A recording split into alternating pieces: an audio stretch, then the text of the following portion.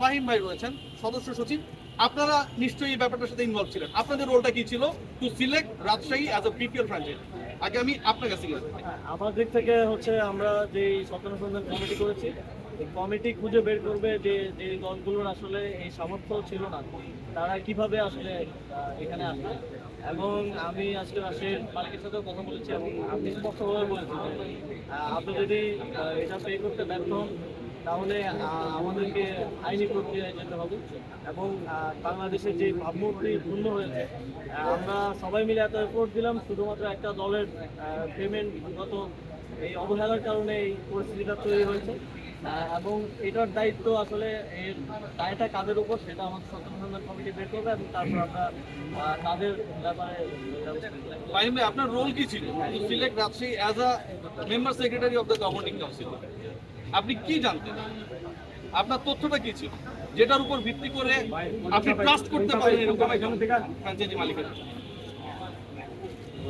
আমার মনে হয় আমরা যথেষ্ট ভালোভাবে বিচার বিবেচনা করিনি এই ফ্র্যাঞ্চাইজিকে নেওয়ার ক্ষেত্রে।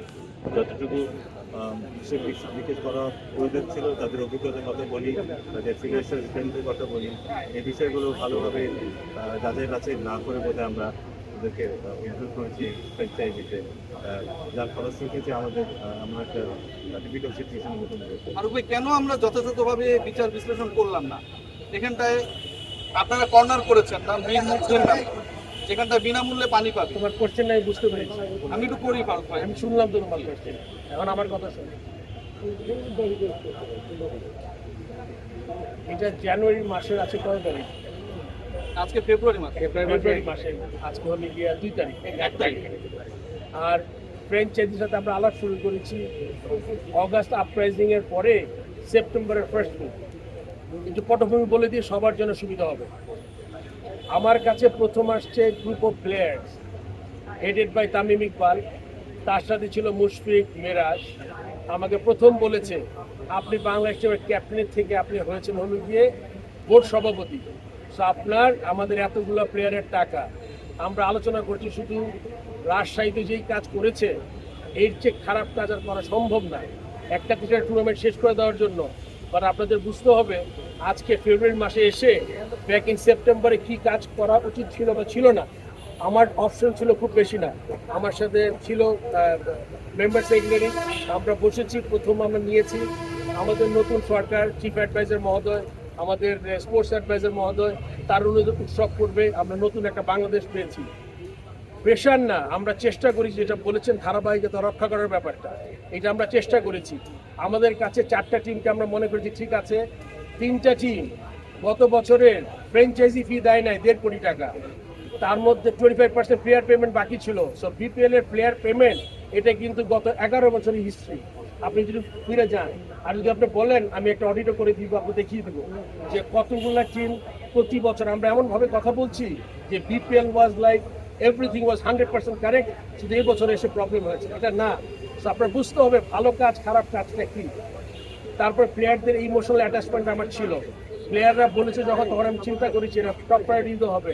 আপনি দেখেন 6টা টিম, প্লেয়ারগুলো যদি আপনার সিলিং থাকে 60 লক্ষ, 40 লক্ষ, 20 লক্ষ, এই ছেলেগুলো 90% ছেলেদের পেমেন্ট হয়েছে। বিপিএল না হলে কি হতো আপনার 0% পেমেন্ট। আমরা তো কথা বলছি ভাবমূর্তির খরচ খারাপ হয়েছে, আমি স্বীকার করে নিচ্ছি, আমাদের দেশে ভাবমূর্তি খারাপ হয়েছে, কিন্তু বিপিএল এর ভাবমূর্তি যে খুব একটা এ ক্লাস ছিল কখনোই না। আমরা এখান থেকে বের হয়ে আসবো, আপনি ওয়েট করেন বিপিএলটা কিরকম হবে আগামীতে, আপনার সময় বলে দিতে পারবেন। পার্থক্যটা কোথায়? আগে খারাপ ছিল তো এটা রেফারেন্স দিতে পারেন। আগে তো রাজা ছিলেন ওনারা 16 বছর, তখন কেন তো প্রবলেম ছিল।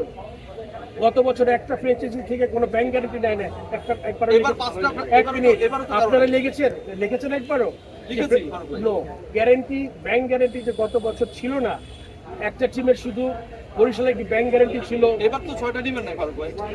গত বছর একটা টিমের ছিল না। আপনি কি কথা বোঝার চেষ্টা করেন আপনি। গত বছর একটা টিমের শুধু ছিল বরিশাল, এবারও তার ব্যাংক গ্যারান্টি আছে।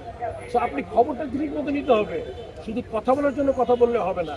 আপনাদের বুঝতে হবে দ্য সিচুয়েশন। আমি আবারও দায় মেনে নিচ্ছি, আমি অ্যাজ এ প্রেসিডেন্ট, আমরা যেটা ফাহিম ভাই বলেছে যে আমাদের যতটুকু যাচাই বাছাই করা উচিত ছিল ওরা করিনি, কিন্তু আপনার প্রেশারগুলো আপনি চিন্তা করেন। আপনার 2 মাস আগে টিমদের জানাতে হবে বিপিএল করব, তা নইলে অন্য যেই ফ্র্যাঞ্চাইজি টুর্নামেন্ট আছে ওখানে প্লেয়ারগুলো চলে যাবে। So there was a pressure. আপনার বিপিএল শুরু হবে ডিসেম্বর, ব্যাক করে নভেম্বর, অক্টোবর 15 তারিখের মধ্যে আমরা ড্রাফট করে ফেলেছি। সো আপনি এই ব্যাপারগুলো কিন্তু আমাদের কিচ্ছুই কনসিডারেশন আপনি গভর্নিং কাউন্সিল কেন করেননি, এত লেট কেন করেছেন? গভর্নিং কাউন্সিল করেছি আমরা। পরে করেছেন। আপনি জানেন আমাদের এখন কতজন ডিরেক্টর আপনি জানেন প্রেসিডেন্ট ছাড়া? 9 জন 10 জন। আপনি জানেন এক একজনের কয়টা করে কমিটি? আপনি জানেন? 3টা 4টা করে। তাইলে আপনার তো বুঝতে হবে যে উপদেষ্টা তো নিজে অনেকগুলো মন্ত্রণালয় সামলায় ফারুক ভাই। উনি পুরো বাংলাদেশ আপনি সামলাতেছে। কারোর সাথে আপনি এরকম কম্পেয়ার করেন না, তার ক্যাপাবিলিটি আমার থেকে বেশি, আমার ক্যাপাবিলিটি কম। আপনার বুঝতে হবে যে যেই সিচুয়েশন, আপনাদের সাথে আমি আরেকদিন কথা বলবো, মাননীয় উপদেষ্টাকে এখানে আমি আসলে ওয়েট করাতে চাই না। আমি অনেক